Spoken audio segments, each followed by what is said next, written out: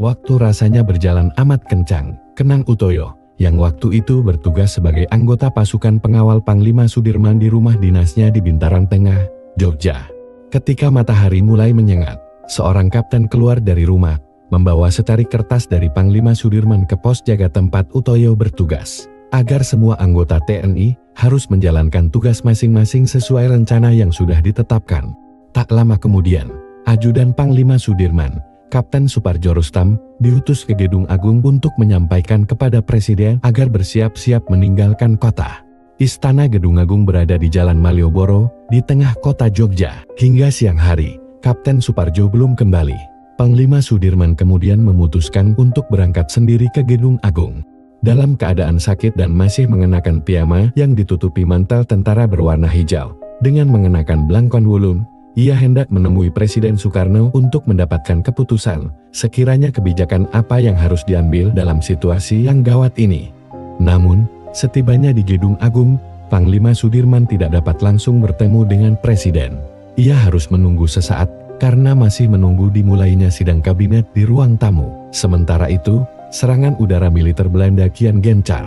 Benteng Frederik yang terletak di seberang istana Gedung Agung ditembaki dan dibom pesawat-pesawat tempur Belanda hingga salah satu bangunan yang ditempati Kementerian Pertahanan hancur. Sudah bulat tekadnya untuk meninggalkan kota Jogja dan mengatur siasat dari luar Jogja saja dengan memimpin gerilya. Sekira pukul 11.30 menit, Panglima Sudirman meninggalkan kota dengan mobil tentara bersama dokter pribadinya, yaitu Dr. Suwondo, dan pengawal pribadinya, yaitu Kapten Suparjo Rustam dan Kapten Cokro Pranolo. Sesuai rencana, mereka akan bertolak ke Kediri.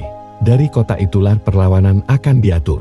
Dengan dikawal pasukan kecil dan tanpa bekal uang dari pemerintah, rombongan Jenderal Sudirman tiba di Kediri pada tanggal 23 Desember tahun 1948, setelah melalui Grogol, Wonogiri, Jetis, dan Bendo. Selama perjalanan gerilya dengan menyingkir keluar kota Jogja itu pula beberapa kali Panglima Sudirman lolos dari sergapan militer Belanda. Ketika berada di desa Karangnongko, sekitar 10 km barat kota Kediri, saat rombongan Panglima Sudirman sedang beristirahat di desa itu, datanglah informasi dari seseorang tak dikenal, bahwa ada yang mencari keberadaan Jenderal Sudirman. Karena curiga, Panglima Sudirman dan Kolonel Bambang Supeno meninggalkan rumah tempatnya menginap pada pukul 5 pagi, dan masuk ke dalam hutan dengan berjalan kaki. Setelah fajar menyingsing, Letnan Heru Keser, pengawal yang masih tinggal di rumah penginapan, diperintahkan oleh Kapten Suparjo agar mengenakan ikat wulung dan mantel seperti yang selalu dipakai Panglima. Kebetulan postur tubuhnya mirip dengan Panglima Sudirman. Dengan disaksikan banyak orang, Letnan Heru Keser yang menyamar sebagai Panglima Sudirman ini, ditandu keluar rumah menuju arah selatan, dan berhenti di sebuah rumah untuk menginap. Kemudian dengan diam-diam Letnan Heru Keser berganti pakaian, dan meninggalkan rumah itu bersama Kapten Suparjo. Pada sorenya, rumah itu diketahui diserang habis-habisan oleh 3 pesawat pemburu Belanda yang memuntahkan peluru senapan mesinnya secara bergantian. Ketika berada di Dukuh Sedayu, sebelah barat Gunung Wilis, pasukan pengawal Panglima Sudirman terlibat pertempuran dengan sepasukan patroli militer Belanda yang berangkat dari Ponorogo tanggal 17 Januari tahun 1949. Akibatnya Dukuh Sedayu digeledah tentara Belanda. Rumah-rumah penduduk dimasuki untuk mencari keberadaan Panglima Sudirman. Padahal saat itu, Panglima Sudirman bersembunyi di semak-semak di dalam hutan. 4 hari kemudian, hutan itu dikepung. Namun, pada malam hari sebelumnya, Panglima Sudirman sudah menyingkir dengan dipapah oleh 2 orang pengawal.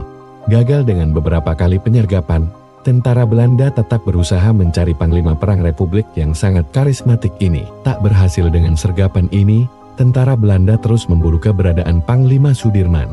Hingga suatu waktu pihak militer Belanda menerjunkan pasukan payung mereka di sekitar Wonogiri. Tetapi sekali lagi, Panglima Sudirman lolos, karena saat itu sudah berada di Dukuh Sobo, kurang lebih 80 km timur Wonosari. Tanggal 31 Maret tahun 1949, rombongan Panglima Sudirman tiba di rumah Karso Semito, seorang kebayan Dukuh Sobo. Dukuh ini tidak pernah dikenal orang, dari dulu sampai sekarang.